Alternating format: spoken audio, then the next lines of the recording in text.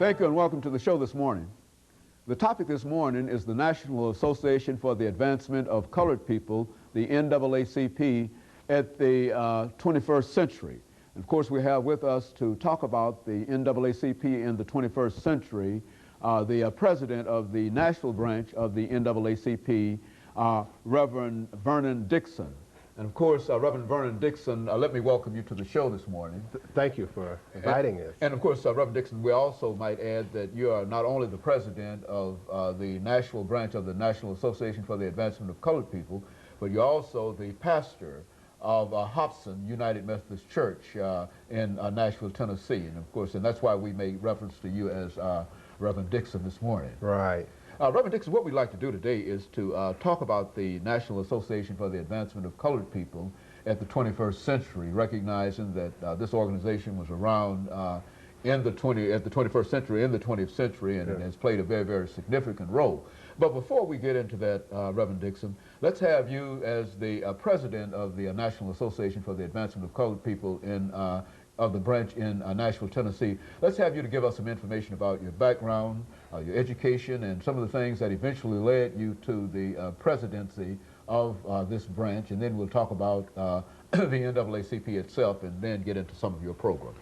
Well, first of all, Dr. Haney, I just want to thank you for this opportunity to be able to come and to talk to you and to recognize your achievements and your accomplishments in this area.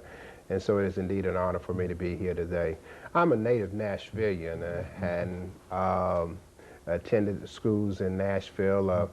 Unfortunately, I didn't get to attend the integrated schools because integration didn't take place until the year after I finished. And then I left the schools here and then went to Fisk University. And then after that was in the real estate business for many, many years in this community before accepting my call to ministry and moving on then to pastor Hobson United Methodist Church. My involvement with the NAACP started when I was a teenager and under the leadership of then Mrs. Curly Magruder, who was always getting youth involved in the movement and teaching us about this organization and showing us ways that we might be able to be responsible citizens in the community. And so my early involvement started there.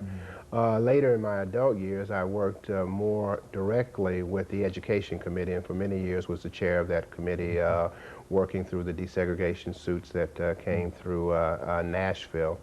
And then ultimately, last year, some people came to me and said that they thought that I might be able to offer the kind of leadership from the role of the presidency, and so I sought that last year, and I am very thankful that the members of the branch came out in such a strong number and to support it, my running for the office and ultimately in voting for me for that office. So that's my involvement in how I've come. There was a stretch of time when I was not involved in the NAACP and kind of walked away and looked at it. But I began to realize that if we are going to make Nashville the kind of community that we really want it to be, we have to be involved in the NAACP. And so I returned to the branch and made my commitment. I am a life member of the branch, now subscribing toward my Diamond Life membership. And encourage all Nashvilleians who want to make this city a better place, particularly when they're focusing on issues around civil rights, that the NAACP is the organization that they need to belong to and to be a part of. We welcome anybody who is interested in making Nashville a better place to come and to join with us. You know, when you talked about what we're going to do for the 21st century, it's important also to remember what we've done, to remember what brought the organization into existence back in 1910.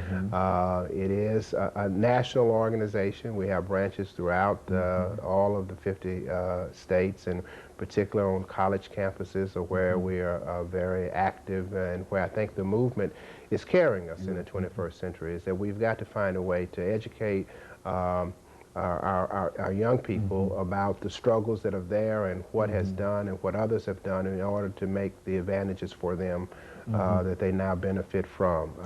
So that's the that's why I'm involved, and that's why I'm here today, to try to get others and to convince others that they need to be involved. And of course, you know, before, as we make preparations, Reverend Dixon, for our first commercial break, It's a great challenge, I would imagine, to deal with the National Association for the Advancement of Colored People in light of the fact that not very many of our young people know that much about the organization. And I would imagine that that's one of the challenges. That's the great challenge for us, facing us today, because the civil rights movement has always been grounded in young people.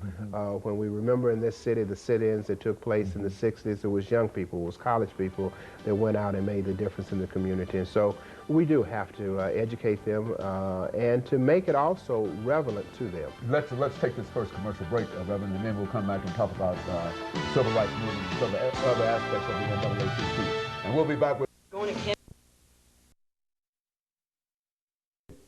the topic is